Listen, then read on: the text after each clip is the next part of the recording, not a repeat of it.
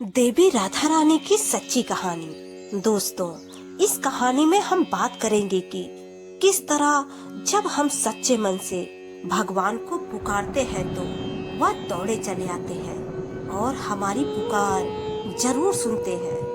दोस्तों, भगवान को भी अपने एक सच्चे भक्तों की उतनी ही जरूरत होती है जितनी हमें भगवान की। तो आज मैं आपको बताऊंगी कि अगर आपके जीवन में किसी चीज का अभाव है तो उसकी जगह भगवान का भाव प्रकट करके आप जीवन से उसकी कमी दूर कर सकते हैं और आपकी परेशानी बहुत जल्दी दूर हो जाएगी। तो दोस्तों, आज हम बात करते हैं कि किस तरह बरसाना गांव में एक सेठ की पुत्री बनकर खुद राधा रानी आई। एक बार की बात है, बरसाना गांव में एक सेठ रहता था जो बहुत धनी था। उसके 3 पुत्र थे, परंतु उसकी कोई पुत्री नहीं थी। कुछ समय पश्चात उसकी पत्नी का देहांत हो गया और सभी पुत्रों की शादी हो गई। सभी पुत्र अपने अपने कार्य में व्यस्त रहने लगे, अपने बच्चों में, अपनी पत्नी के साथ। सेठ के दिल की बात सुनने वाला कोई नहीं था।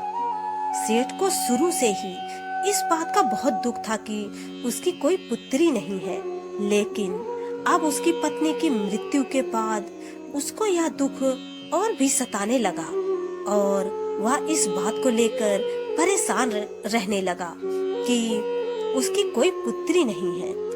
एक दिन एक महान पंडित उसके घर पर आए और उसे दुखी देखकर उसने पूछा कि तुम्हें किस बात की परेशानी है, तुम क्यों दुखी हो। तो उसने अपना दुख का कारण बताया। पंडित को बताया कि कोई मेरी पुत्री नहीं है, इस वजह से मुझे अपने जीवन में यह अभाव रहता है कि मेरी कोई पुत्री क्यों नहीं है। तो वह पंडित उसको कहता है, लोग यह भी कोई परेशानी की बात है, तुम राधा रानी को अपनी बेटी मान लो।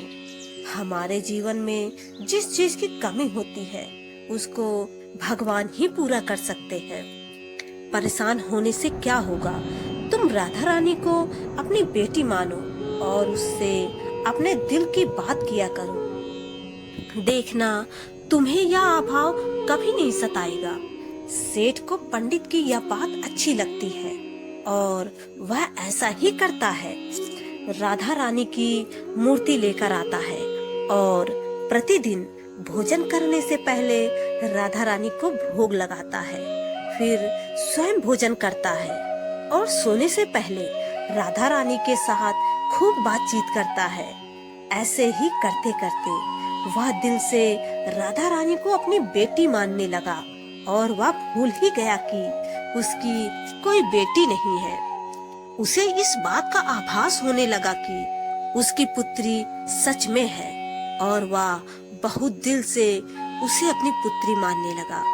जब तक वह बात न करता, उसे भोजन न खिलाता, उसका मन नहीं लगता और जब वह बात करता तो उसके मन को बहुत संतुष्टि मिलती, जैसे उसे पता नहीं क्या मिल गया हो।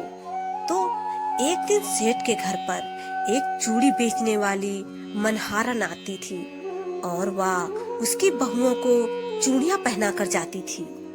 एक दिन वह चूड़ी बेचने घर पर आई और उसने सेठ के बेटे के तीनों बहुओं को चूड़ी पहनाई। जब उसके साथ सेठ की बहुएं चूड़ी पहनकर चली गई तो उसके सामने एक और कन्या आई और उसने कहा कि मुझे भी चूड़ियां पहना दो। चूड़ी वाली ने सोचा कि शायद सेठ के घर पर कोई मेहमान आई है, तो उसने उसको भी चूड़ी पहना दी। उसके बाद वह चूड़ी वाली सेठ से पैसे मांगने सेठ की दुकान पर पहुंची और बोली कि चूड़ी के पैसे दे दो, और उसने पहले से अधिक पैसे मांगे। तो सेठ ने कहा कि तुमने चूड़ी का दाम बढ़ा दिया है क्या। तो उसने कहा, नहीं, मैंने चूड़ी का दाम तो नहीं बढ़ाया, परंतु आज मैंने 4 को चूड़ी पहनाकर आई हूँ। उसने कहा, मेरे घर पर तो 3 ही बहुएं हैं। तो उसने कहा, नहीं, मैंने आज 4 को चूड़ी पहनाई है। सेठ ने कहा कि तुमसे कोई गलती हुई है। मेरे घर पर तो चूड़ी पहनने के लिए मेरी सिर्फ 3 बहू है। तो उसने 3 के पैसे चूड़ी वाले को दे दिए और चूड़ी वाली भी बिना कुछ कहे पैसे लेकर अपने घर चली गई। रात को सेठ घर आया और हमेशा की तरह राधा रानी को भोग लगाकर और खूब सारी बातें करके सो गया। उस दिन रात को सेठ के सपने में राधा रानी आई और कहने लगी, बाबा, तुमने चूड़ी वाली को मेरी चूड़ी के पैसे क्यों नहीं दिए? जब तुम मुझे अपनी बेटी मानते हो तो तुमने मेरी चूड़ी के पैसे क्यों नहीं दिए?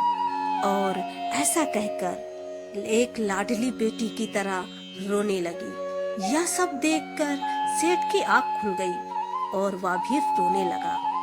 जब सुबह हुई तो वह चूड़ी वाली के घर गया और बहुत सारी स्वर्ण मुद्राएं उसके पैरों में रख कर दी और उसने बताया कि तुम कल सच बोल रही थी, तुमने कल 4 को ही चूड़ी पहनाई थी। मैंने राधा रानी को अपनी बेटी माना है। तुम बहुत भाग्यशाली हो जिसको राधा रानी के दर्शन हुए हैं। मैं इतने दिनों से उनके दर्शन को तड़प रहा हूँ और तुमने एक बार में ही उनके दर्शन कर लिए। यह बोलकर रोने लगा और बोला कि तुम्हें चूड़ी का जो भी दाम चाहिए मुझसे मांग लो। यह सुनकर मनहारन के आंखों में भी आंसू आ गए और उसने मन में सोचा, जब मुझे खुद राधा रानी के ही दर्शन हो गए तो इससे ज्यादा मुझे और क्या चाहिए। और उसने सेठ के सामने हाथ जोड़कर कहा कि तुम्हारी वजह से मुझे राधा रानी के दर्शन हुए हैं, जिससे मेरा यह जीवन सफल हो गया। मुझे कुछ नहीं चाहिए। तो दोस्तों, देखा कि जब हम भगवान को दिल से पुकारते हैं, उनकी पूजा अर्चना करते हैं तो वह कैसे हमारे पास दौड़े चले आते हैं। आशा करती हूँ आपको यह कहानी बहुत अच्छी लगी होगी और आप भी अगर किसी वस्तु को लेकर परेशान है तो भगवान से प्रार्थना कर सकते हैं। वह आपकी प्रार्थना जरूर सुनेगा। अगर यह कहानी आपको अच्छी लगी हो तो नीचे कमेंट बॉक्स में जरूर बताना। धन्यवाद। जय श्री राधे राधे।